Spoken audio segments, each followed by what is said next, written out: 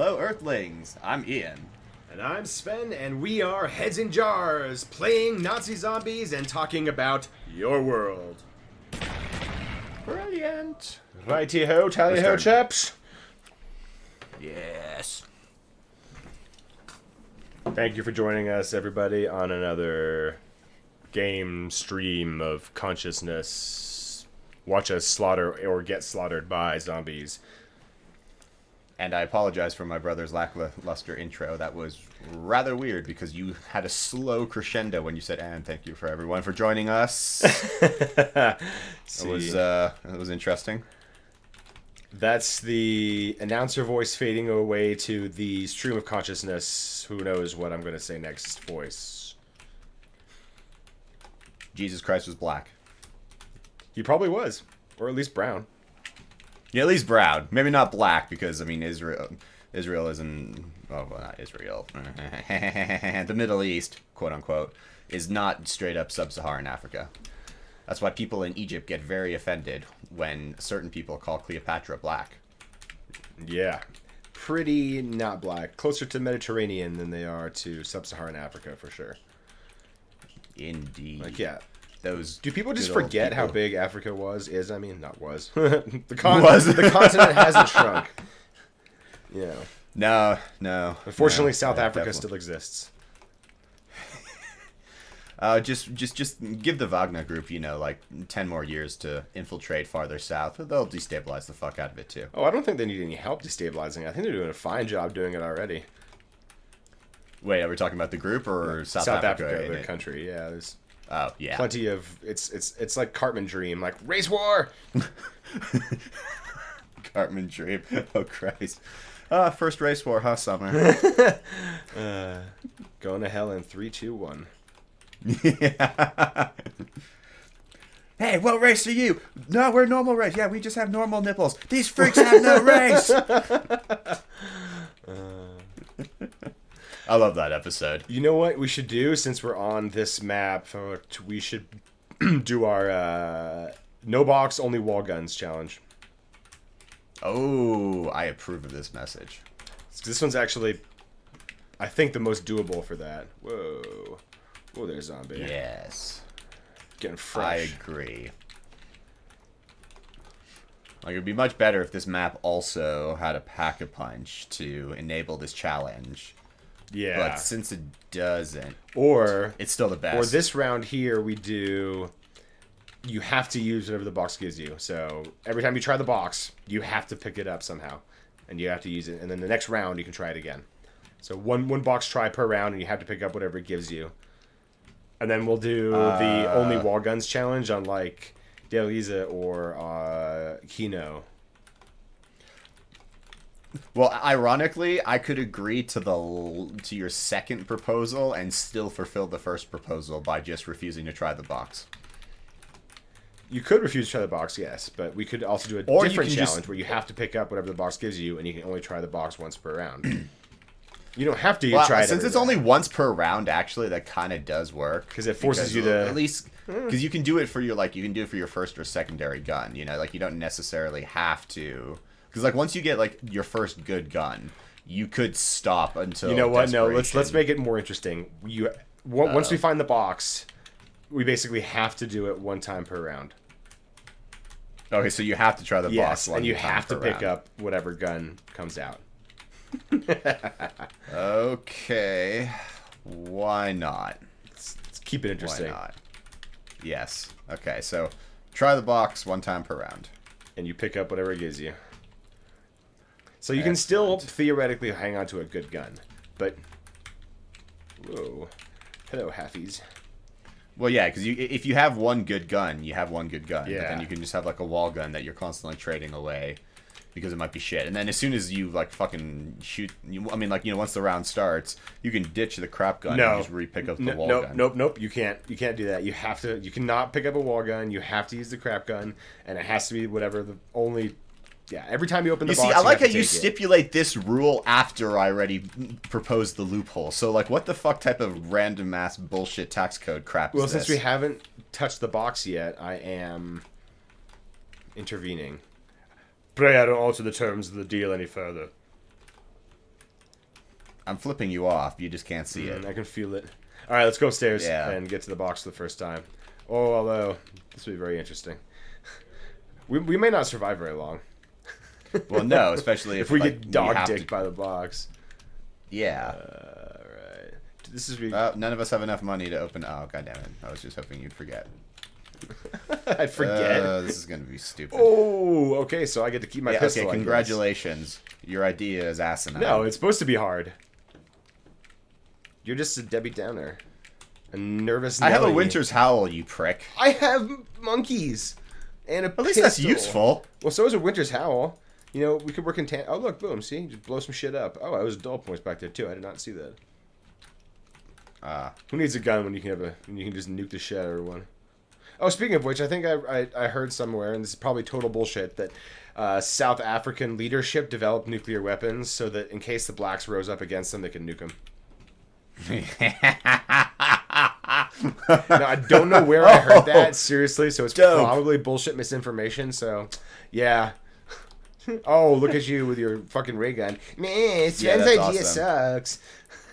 Well, this has nothing. This is irrespective of your idea. No, this is direct result of my dope ass idea. You're just never satisfied. No, I never am. Though the nuke thing and South Africa, that is funny. Now, I'm sure that's not true. It sounds ridiculous because. No, exactly. That's why it's funny. It's like it's something you would expect, like in a South Park episode, or like I don't know. I could definitely see that, or an American Dad episode. Yeah, for some reason I could see because Quentin Tarantino played a black slaver in Django. I could for some reason just see him like being the head of government, making this shit up. Mighty, there's Blake's. Yeah, that'd be pretty fucking funny. Ooh, double points. Boom. But yeah, I could totally see a Tarantino movie like that. I wonder what he's gonna do for his 10th movie. We just gave it to him. Yeah, I wonder. I see someone's gonna listen to this and they're gonna steal our idea and make $1 million in Hollywood. Yep. Yep. We'll be the muse to a whole new generation of producers and screenwriters. All right, time to try the box again. Once per round. Oh, that's so stupid. Yeah, I got a crossbow. Why so weak? Why so weak? It's to add wrinkles to what may ordinarily become a stale game. It's adding diarrhea is what it is. Fucking Dragunov. It's the gun equivalent of Dick Cheney. Deadly, but awful. Dick Cheney's fucking smart, though. I don't know. If he's, on your side, it's probably a good thing. I don't know. Just make sure he doesn't have a shotgun. Is it a good thing, really? Was it a good thing when Dick Cheney fucking endorsed Kalama? Didn't win her any points, and in anything, it might have fucking hit her. I wasn't real thrilled with all those fucking arch nemesis neocons suddenly endorsing Kamala. I was like, man, this is a sad time. This is a sad indictment of the Democratic Party. If Dick Cheney is supposed to be our I don't know, is going to be the Republican spokesperson for our presidential candidate, oh god, what has fucking happened since 2008, 2004?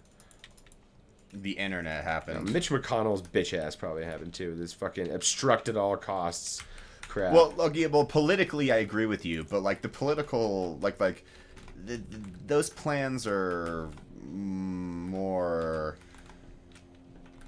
Oh shit, we have to try the box. I don't have enough money for the box. Okay, at some point in this round I have to try again. Are more I don't know, more politically motivated, but I would say that the evolution of the online left and right is a lot worse than anything Mitch McConnell did. Yeah, you're probably right. Yeah, it's just because Mitch McConnell did things in made policies that you can point to or disrupted policies, and it was very purposeful and shitty. Now discourse becoming enshittified. It's like the enshittification of everything. Politics has become enshittified. Exactly. Discourse has become enshittified. everything is political these Call days. of Duty is probably becoming shitified in some way. I haven't played any new Call of Duties very recently, so I'm only extrapolating from past experience. Yeah, I have no idea. My guess is that the games are becoming a little redundant because, well, they've run out of wars. Balls! Time to go down. Yes, I agree. But you know what I mean? I mean, like, you can only do Cold War and Black Ops and all these other type of things so much. Yeah, exactly. Because after a point, it just becomes. But the OG shooter redundant. concept, like, I think people still want to play shooters like this, right? You know. Oh no, I definitely no, I think so too. So but... what would you think they could do to refresh it? You know, like, oh, I have to go try the box. You know, would like different settings in the war for campaign mode, and then, you know. No, I think if you want, I mean, like, I think if they were smart, what they would do is that they would have like a long term, like this is what I would do to refresh Call of Duty. I would do the entire European campaign the way it actually happened in World War II over 5 games. And who do you play as? Various characters kind of jumping between different theaters of war? No, I'd honestly no. I just you make up, like, it doesn't have to be like you make up a random character who goes from North Africa to they'll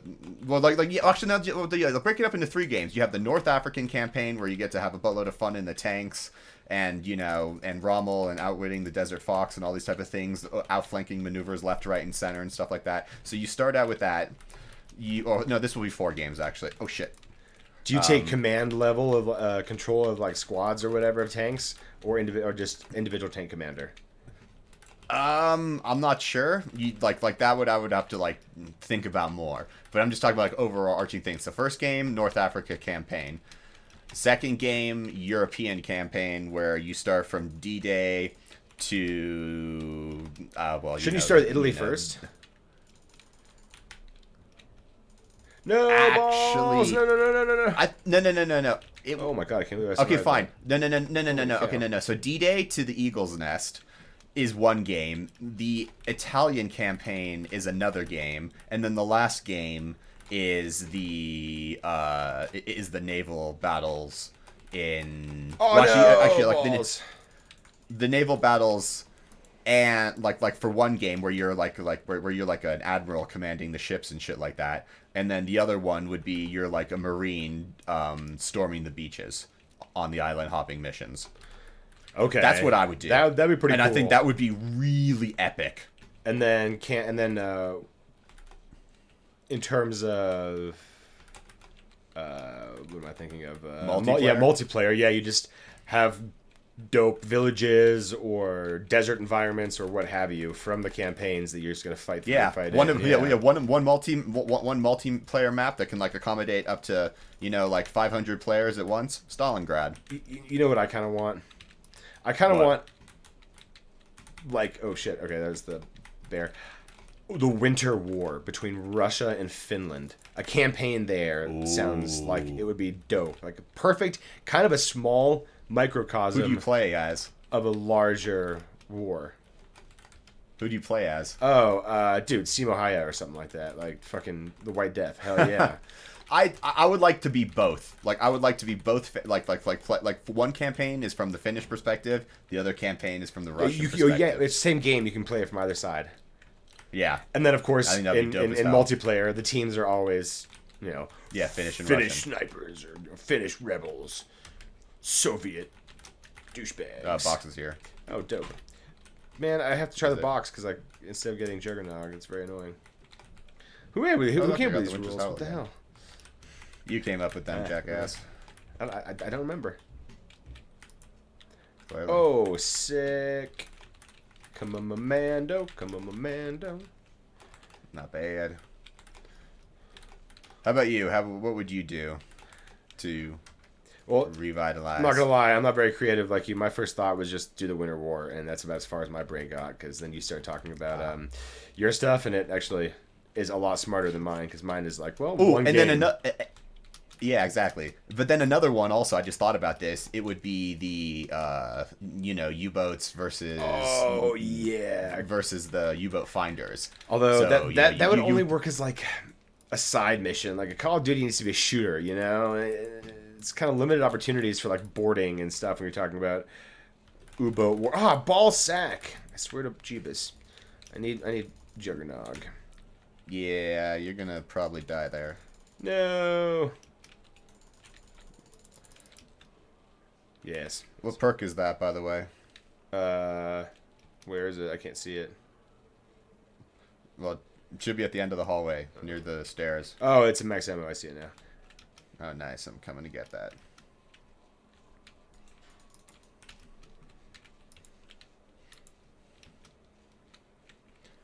But no, I think the U-boat, I think it would be fun on both ends. God damn it.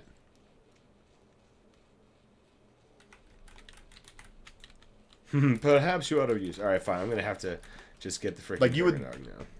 Yeah, I got it. I got it a long time ago.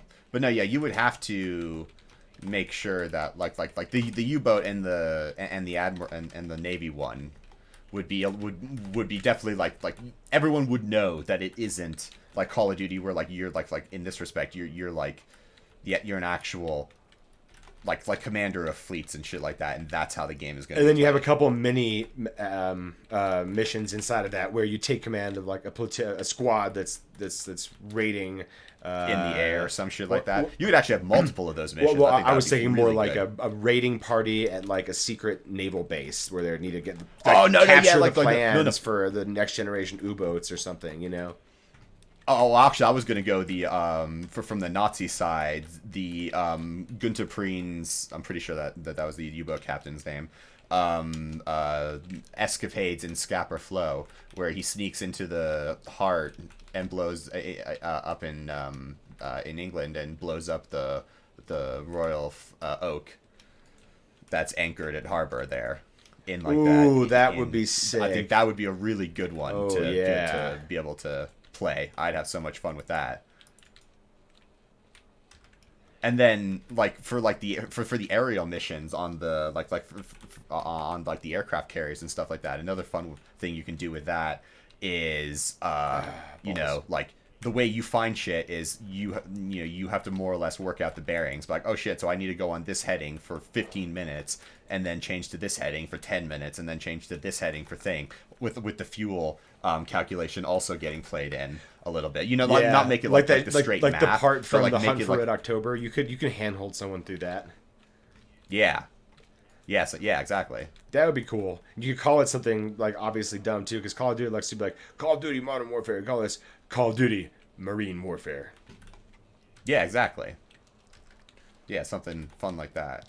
And then if you want to do something that's happened, like, you know, they have the Modern Warfare franchise and the Black Ops franchise, you know, so the World War II stuff, that's covered, but they probably want to have something modern as well. Not sure what that would be, but you could do, you know... Okay, well then fuck it. You know, Call of Duty Korea. No. Hell yeah. No. Call of Duty Gaza Strip. Ooh. You get to play... Brought to you by Trump. You get to split your time up between an IDF soldier in the front lines and an American contractor trying to build a hotel. Yes. Fucking Donald Trump. No, and like an IDF pilot who just like carpet bombs a boatload of civilians for fun. No. Shit. I'm gonna run around and try to get to you. This is APAC. APAC just killed me, everyone. Only people on like only like the populist in our channel will get this.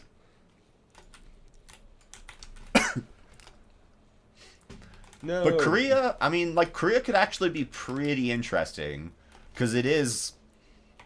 They're like you'd be falling back and forward a lot. You know that would be the main. Like the main strategy, because be taking hill after hill. Well, you could, but then the counteroffensive. You'd have to make it a little more interesting than that, like because it has to be, one soldier's journey through parts of the war. So you like okay. How about this? You start with what it should start with is MacArthur's invasion Yes, you start there. Of eastern or western of the West Peninsula, right? Well, no. Okay, this is great, and this will get us assassinated if this ever makes it to North Korea. But listen to this. So you start with that. All right, you start with MacArthur's invasion, and we know that Call of Duty really likes to take historical liberties. We're playing fucking Black Ops. The opening mission on Black Ops, you assassinate Fidel Castro and his mistress. That's right. So yeah. you end the war with killing Kim Il-sung's son. No, that should be the final. The final. Like that's how you finish the game. Yeah, that's what I mean. I thought you meant you invade war. and then boom. I was like, wow, that's anticlimactic. No, yeah, you invade, you fight all the way through the 4 years or the 3 years of the war, and then the ending mission is you killing the North Korean dictator. Yep. And we got to throw in at least one trip to MASH 477. Oh yeah. Or 8055, one of the two. Oh, it's box time. It's box time, motherfucker. I think both actually, because I would want to make it realistic at a couple points where you get hurt a few times. Yeah, and then you have a weird story based mission that you go through in the MASH. That could be kind of cool, like a short segment where you end up side questing your way, help Hawkeye transport a wounded patient from an aid station or something like that. Yeah, or rescue Santa Hawkeye from the impending platoon that is going to get him whilst he's doing dumbass chest surgery in a bright red Chris Kingle outfit, dropped slowly from a helicopter hovering at low altitude. Smart. It's so great. I love that episode. But no, yeah, you would totally do something. You could totally do something like that. It would be so funny. Dope. And then they should give creative control to mission. us, obviously. Yeah, exactly. And then another mission will just be take out enemy platoon bunker, here and stuff like that. And then you go in there and you find this really nice bottle of scotch or some shit like that. And be like, oh, Hawkeye would like this. I think I'll take a leave trip really quickly. And let's just say you have it you're tight with your platoon, your CO, and he's like, yeah, sure, take 48 hours because you're just a real badass soldier anyway. Take 48 hours of R&R and A checks notes. MASH. Yeah. Okay. Yeah. Well, no. Yeah, exactly. It's shady as shit, but it doesn't. It can be whimsical too. Yeah. No, and honestly, it mirrors Sidney Freeman's episode where he goes and he says, I come to a kind of spa. The waters are pretty good here, Sigmund, and has BJ and Hawkeye sort of recuperate him. Yeah, exactly. So yeah, you would just work it in something like that. Yeah, see, that'd be such a fun little thing. I don't know what the rights would look like for that, though. I don't know what 20th Century Fox has to say about MASH being used in a Call of Duty game, but screw it. Let's just call it, Roller Coaster Tycoon Korea MASH or something. Yeah, exactly.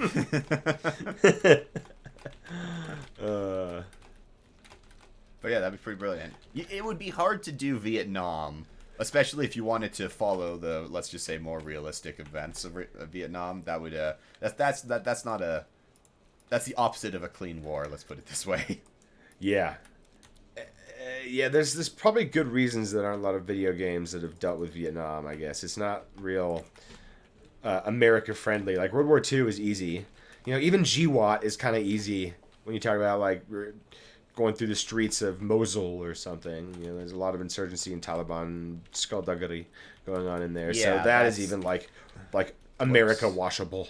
But Vietnam is a little tougher. Korea, totally America washable, Goddamn communists spits tobacco.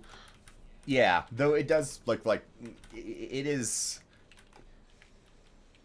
It might you. I don't know how well of a game seller it would be in South Korea. Yeah, but I don't think that the general consciousness is super aware, especially in the game playing market of what went on in Korea. Even I only know very broad strokes, so yeah, I'm probably gonna hurt myself badly doing that. Yep, that's smart. It's kind of like the Forgotten War. It is, yeah. Because it was so murky. I mean, it was really important for. It was the first time so many, UN countries came together. after the formation of the UN. So I mean, like it's not necessarily like the biggest. It's not like the biggest achievement. Like, oh look, the UN finally came together. Well, yeah, it was only formed a few years before this. So, but it was a test. It seems like. Yeah, it was a test. In terms of a test, it worked pretty well. And oh damn. Truman and Eisenhower. I mean, like, we're able to. Yeah, well, Truman especially because he was the one who initiates the war. But like, both presidents do a pretty good job. Though there will be plenty of people who it'd be like, "What do you mean did a pretty good job?" Eisenhower in his speech left and warning about the military-industrial complex. He oversaw something that was awful. Yada yada yada. But what I think is this is kind of funny, weird like segue into the military-industrial complex. I was actually hoping today wouldn't be very political, but here we are. Okay. The military-industrial complex is probably less of a global money hegemony than we think it is. It's tiny. Yeah, companies like Amazon and Meta and Alphabet are probably the new like boogeymen to watch out for, the anti-capitalists to watch out for. Oh, not probably. Yeah. I mean, like if you just look at their, the profit margin, the profits of all. I mean, like the profits of Silicon Valley, dwarf the whole capital market of the military industrial complex. Like we think of Boeing and Lockheed and Northrop Grumman or whatever as these sort of juggernauts, and yeah, they are in their industry, but in terms of the sort of multi-industry capital influence, dude, Apple beats them all. Yeah, which is kind of fucking weird. Yeah. I mean, think about how much. I mean, I don't know how much it was for you, but when I was growing up, a lot of the resentment against the military was sort of this directed at this ephemeral military-industrial complex that's sucking up money and it's full of bloat and is wasting our money and talents on destructive purposes rather than on constructive humanitarian processes. This is sort of like a thing that was repeated to me a lot when I was sort of formative years, 2004 to later. I'm not sure if it ever stopped. But that's when I remember really hearing about it a lot. Yeah, I don't remember when I started hearing about the military-industrial complex. I just remember hearing a lot about it. For me, I bet it probably coincided with the war in Iraq and Afghanistan turning shit.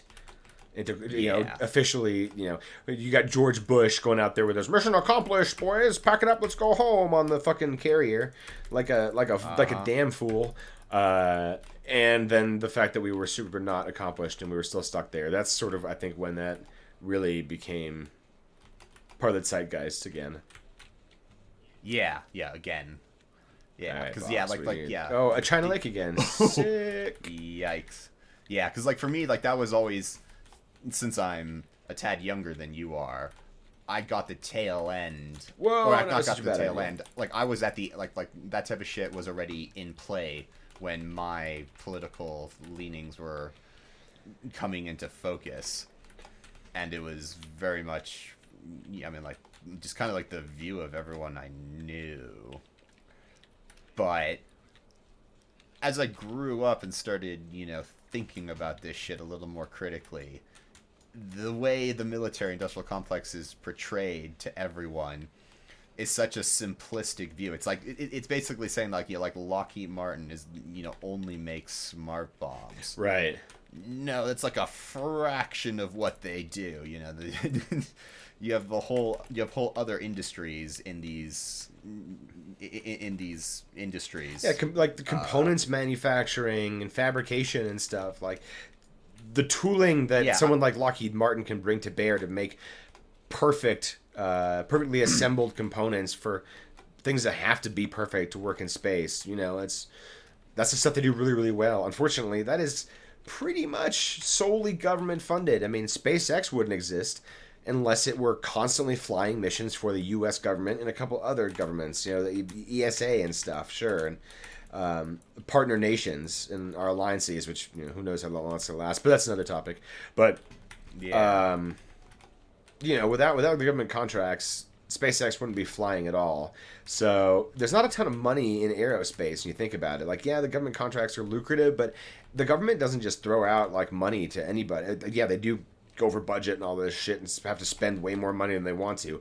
However, even all of that is still going to essentially the lowest bidder, who claims to have been able to do it cheapest at the outset with a plan that seemed most workable by Department of Defense analysts and higher ups. And whether they're competent or not is one thing, but distributed manufacturing is kind of tough sometimes. Like, we saw the problems with it in the Apollo mission, multiple systems being made by different companies that were either designed or not designed to certain tolerances, and there were different tolerances.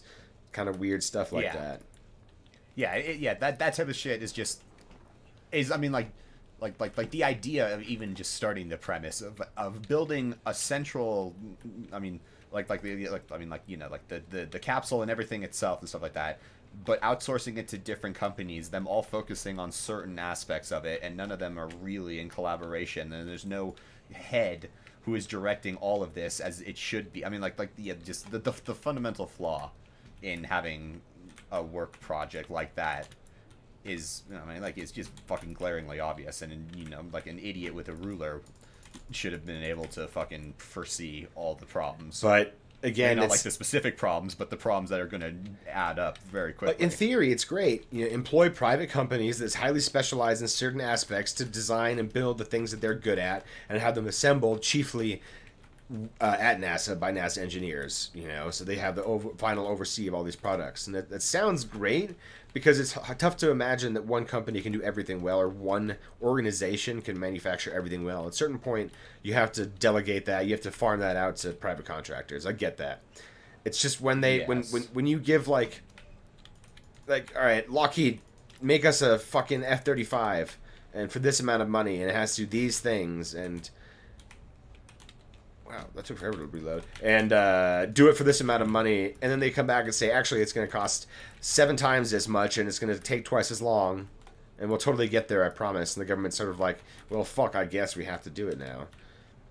Yeah. That's where the bloat comes in that people talk about, the inefficiency. But ironically, that's not the government's inefficiency. That's the private contractor kind of, sucking at building something. Like, ironically, that's the point of failure, not the government. Yeah, and these type of like when we're talking about like the F-35, while it is a profit, I mean, like Lockheed Martin is obviously a profit-driven company. These government contracts, when they're given out, are more investments in whatever like you're trying to. I mean, like with the F-35, it's an investment in America's security, not something to be made money out of. Yes, people need to always somehow see the government as a business that turns a profit. They forget that the government owes you the services that it provides. That's what it does. Yeah, you fucking pay into it. You expect services. You wouldn't go to a restaurant, give it X amount of money, and not get food. Yeah. So this is why, like, you don't worry about the post office making money. The post office is designed to do something better than anyone else can do it, because money, no object sort of thing. And you'll say, oh, how does it get paid for? It gets paid for by investment by the American people and by other countries and by banks who believe in America and its credit systems and its ratings and its industry and its business acumen and its economy. That's how it gets paid for. Yeah. And that's why we should get rid of DeJoy, another Trump appointee, but of course that's not going to... Why am I running around with a goddamn China Lake bitching about the Postal Service? I love the Postal Service. Sorry, I'm not bitching about it. I'm mad at the people who want to get rid of it because they claim it needs to turn a profit. Like, when did anyone look at the U.S. military and ask when it needs to turn a profit? When did anyone look at the Air Force and be like, you know what, the Air Force is great and has some pretty sick jets and stuff, but like, what service does it provide to me? That like how is it turning a profit? What's it selling?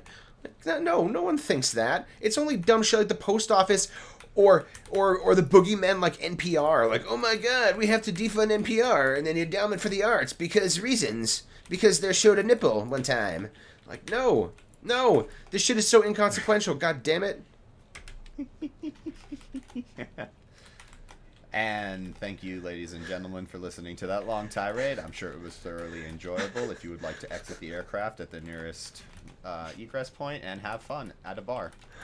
Let's keep it lighthearted, guys. I'm sorry. I get worked up sometimes. Yes. I get worked up. I have a lot to say, Yes. and I don't have an audience, so it's just you guys. You're stuck here with me. Yes. All right, so I'm out of ammo on my RPK, which is which is less than. This is where we die. That's what they. Oh, this is what they so all where we say. die. Run, run, run, run, run! I threw a monkey. Oh, that is so well placed. Oh shit. Nope, I'm going the opposite way. Let it go. Okay, but at least we got the max ammo.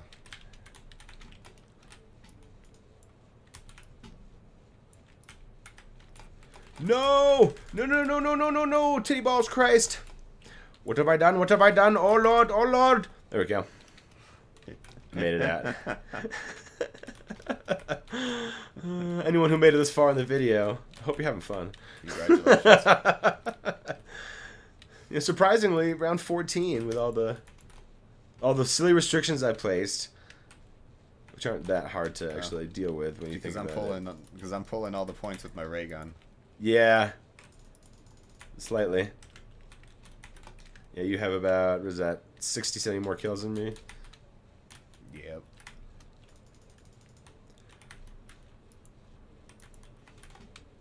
Ooh, nuke. I never understood why the right button shoots the left gun and the left button shoots the right gun. Like, why does it do that? Why is it backwards? Oh, you have dual wield fucking pistols. Yeah. I'm like, what the hell are you talking Oh, yeah, about? sorry. That's probably... Yeah, no context. Like, what? Oh. Oh, that's the ultimate cheat. I got it. Ha. What? I have played your game and I have Oh, won. you bought I have mule a kick. now. I was wondering how long... So, whatever my third weapon is my shit one, so I don't have to get rid of my ray gun or my HK-21. Suck my balls. Oh, that's funny. Hey, I thought it was a pretty good challenge. We were equal to and the now challenge. I've beaten it. Now I've beaten it. I have triumphed over it. Now we can sod gotta off, stay frankly. alive. Yeah.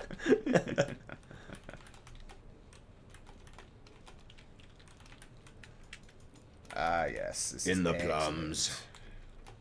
In the plums.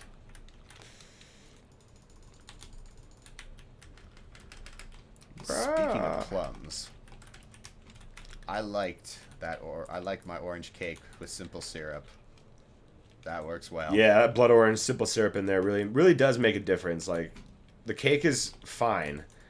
No, the cake is boring. Yeah, that's by what I mean. itself. It's fine. You know, I look at my cake and realize it's very yeah, plain. I agree with you because the texture is is absolutely what I wanted. It just lacks for a cup and a half of orange pulp. It really did not have much flavor. Yeah. But I bet you money if I did it with orange juice, a cup and a half of orange juice, it would have a lot more of that flavor because the pulp itself. I mean, you already extracted most of the liquid contents from And that it, has all so the it sugar, might and the smell pulp is orangey, basically just but- like, it's the chaff of the wheat. It's the stuff that it's the generally it's the carcass. It's the fiber. It's the stuff that I drink it with my orange juice because it's like having a salad with breakfast. No, orange juice is delicious. Salad is just an abomination against nature. It's like the most natural thing ever, though, Ian. No, it is not the most natural thing ever. Is it not? Okay, the most natural thing after sex. Ever. No, the most natural thing ever is a filet mignon. That's the most natural thing ever. I could get down on one of those. Right? Winter's Howl.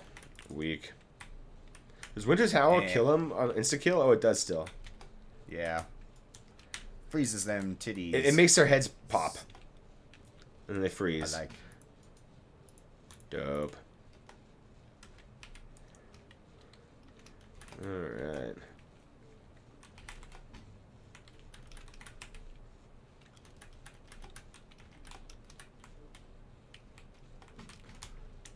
But switching to a whole different topic, let's go into fantasy land and talk some more fucking wheeling and dealing of time, mirrors of the universe, all these other mirrors of the wheel, not the universe, but all these good things about what we just saw in the trailer. Yeah, we were like the thing, like I remember, like as I said after we watched it, is like I didn't see that white cloak on the second time. Yeah, I around. definitely mistook Yvonne the warder for the white cloak for some reason. So he definitely wasn't there.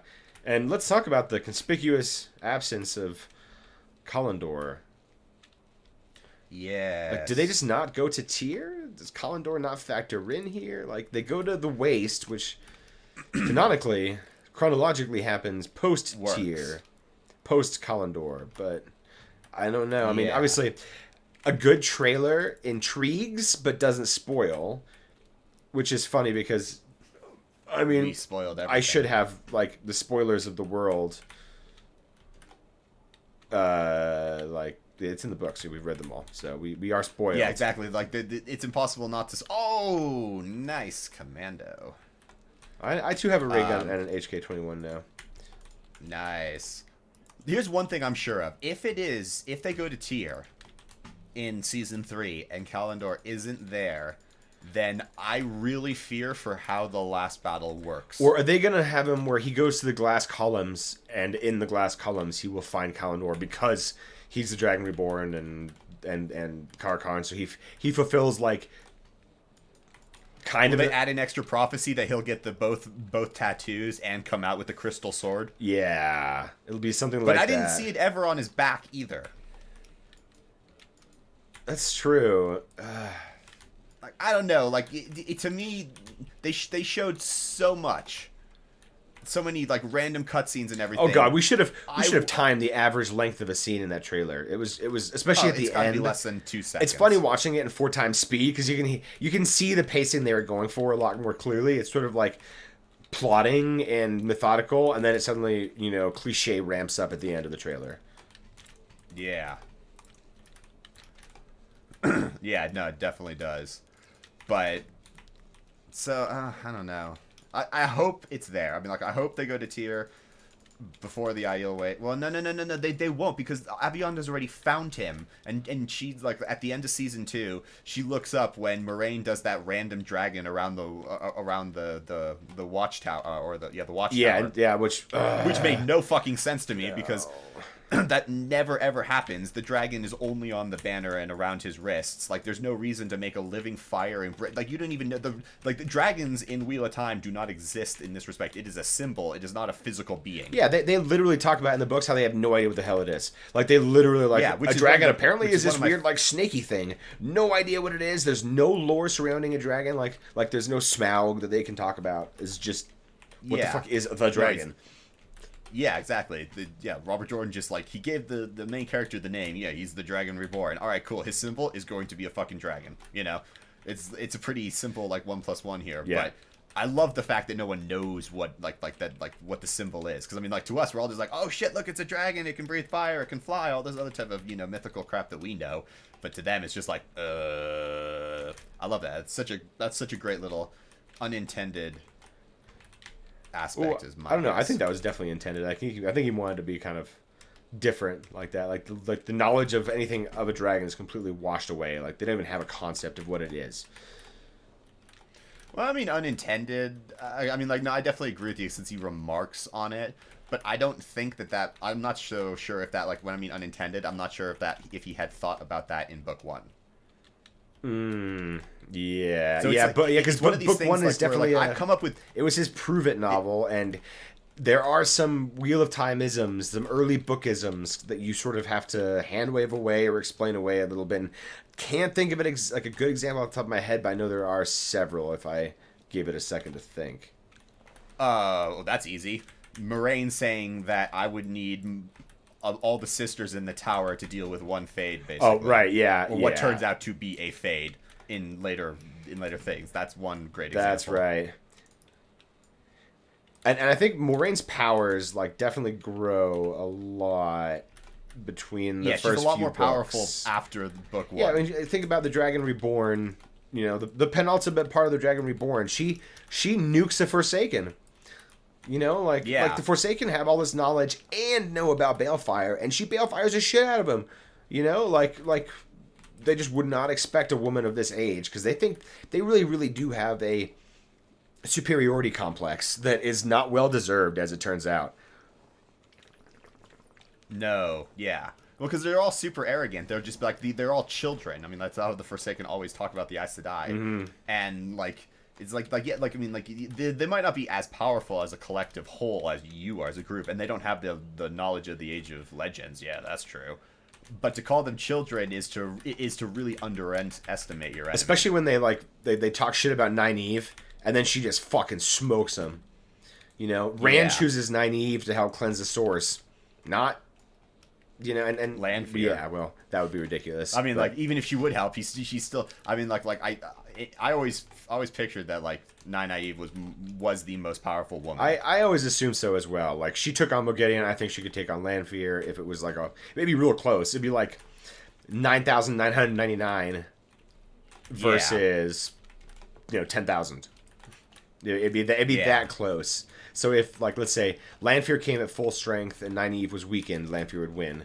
But both rested at full strength on an even ground, Nynaeve wins most of those battles. 51 times out of 100 times she wins. Yeah. As long as she doesn't get distracted or have to worry about something. Yeah. Like Rand bleeding out in front of her. Although, again, that's the wheel shit. You know, only it has to happen that way for everything to work. But back to the story, though, I didn't see any evidence of it, but I still think that the best way to do it, if they're going to mix up the stuff and if they're going to condense stuff, is go straight to the Aiel Waste from Falma. Like, figure out some way that Rand has to go. That's not hard. Make some shit up. You guys are clearly capable of making shit up. Or just fucking give him gateways earlier. Either way. Like, maybe have him meet Asmodean. No, Asmodean, that shit has to happen in Rand. Like, mid-season finale has to be, like, Alcair Dal and Ruiden and getting the Choden Call. And then the finale should be in Tyr taking Kalandor. Like, that way you basically... You're wrapping up two books at once. You're taking the Dragon Reborn and Fires of Heaven and combining them, essentially, right? Is it Fires of Heaven or is it Shadow Rising? Fuck. No. Shadow Rising's book 5. Okay. So yeah, it would be Shadow Rising. Book 3 and 4 or whatever are being wrapped up together. That's okay because there is a lot of time in the books where they're traveling or they're like, Rand is sitting there musing and bitching about Avienda as they travel for 65 miles between holds and campsites, and then only for have like a Drakkar to show up and some shenanigans go down, and then okay, let's do it all over again tomorrow, and then we're gonna cross the spine of the world, and here's some more bitching and moaning by me, Rand, about Avienda, this chick I'm totally not into. Yeah, it can get kind of like teenage annoying plotting. Okay, but to give I'm being a little Rand some defense here. No, I know you're being a little, but I'm giving Rand some defense here because you just done him slight. I mean, like, nah, man, she is such a bitch companion, especially at first. She's always bitching about like how you don't ever listen to me and everything. He asks reasonable questions and gets completely snapped at. Her explanations of a buttload of Aiel, ways don't make any fucking sense. I mean, like he is basically, parried up with the saber-toothed tiger. And he's got to fucking weather that, and on top of that, lead everyone and deal with the wise ones also prodding against his back. And the only real ones who seem to be more or less with him are the chiefs of the clans. Nah, man, no. Whoa, bitch! No! To the Dragon Reborn. That sucked. Yes. I was trying to switch guns because I was foolishly holding a shotgun, and it didn't work. No, yeah, you're right to give me pushback on that. I was making a ridiculous hyperbolic assessment of Rand's emo-ness. God damn it, no, come on! I had to reload my fucking ray gun and couldn't go anywhere. Like getting up with 3 rounds and it was not smart. No, I'm coming. Let's see if I can get you again. I wonder how they're going to work the love quadrangle that exists in the books. Because now all the players are going to be here. Oh, dang. Fuck. Yeah, that's not bad. Round 18 while only paying like half attention to what we're doing.